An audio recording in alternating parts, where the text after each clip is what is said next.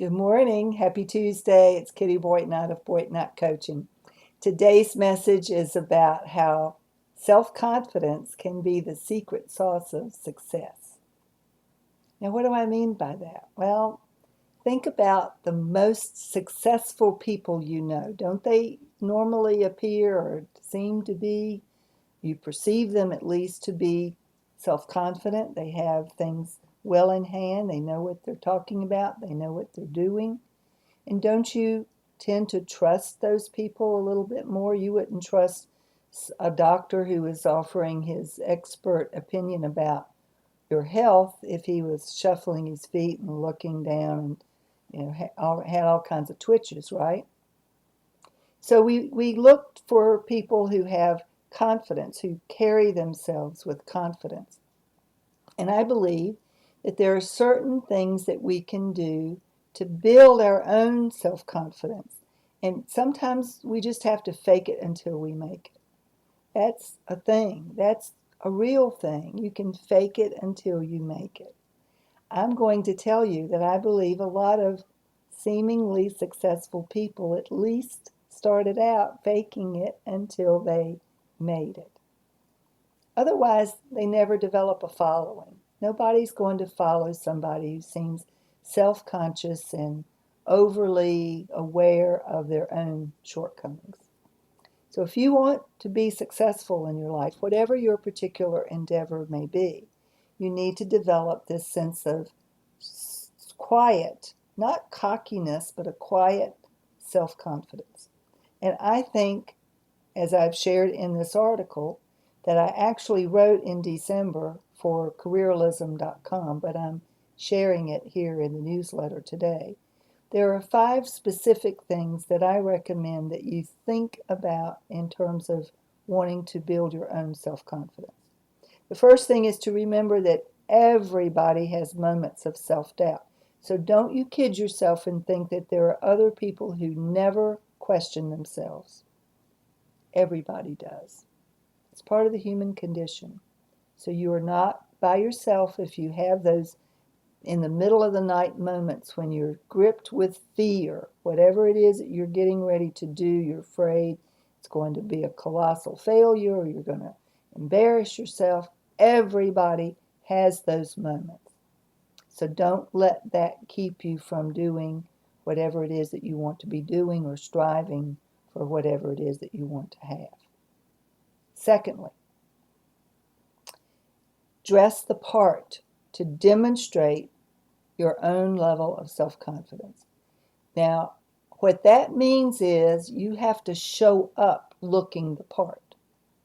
If you are going in for a job interview, the traditional recommendation is that you dress one step above what you think the job would require, or at least what you think the interviewer is going to be dressed like. If they're a casual company, you don't go in with jeans. That does not, until you start working there. You show up. If you're a woman, you're dressed professionally with your hair done and your makeup proper. If you're a gentleman, you go in with a suit, tie, coat, or at least a sports jacket. And have your shoes spiffed up, look groomed, be prepared, look sharp. Because once you put on the uniform of self-confidence, it's easier for you to act the part. Okay?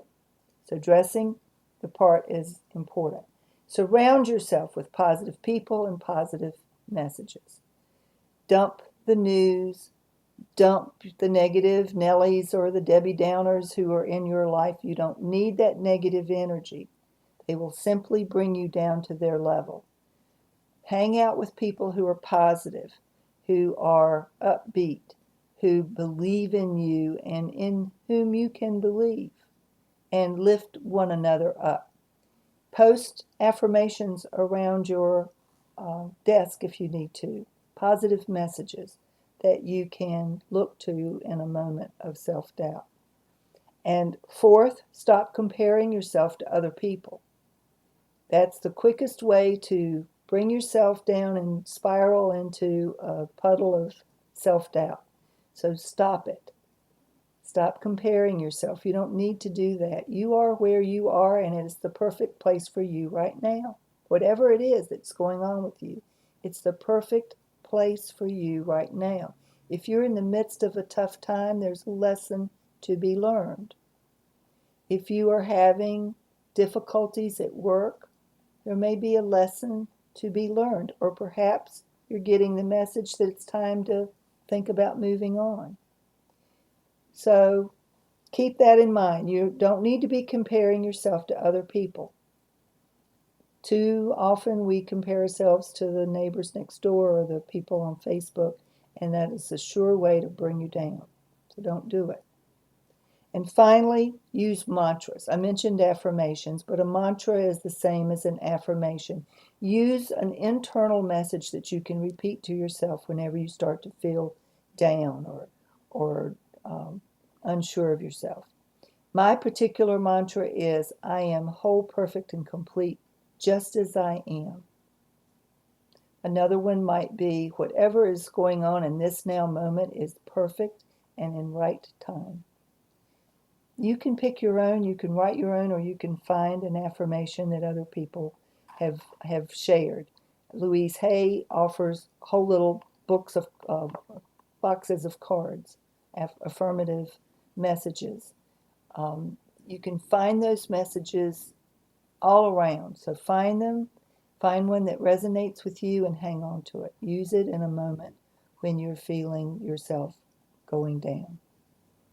And remember that you do not have to compare yourself with anyone else. We are all perfect, whole, and complete, just as we are. That's the message for today. Have a great week. If you have a thought, comment, question, let me know. I'll talk to you next week. Thanks.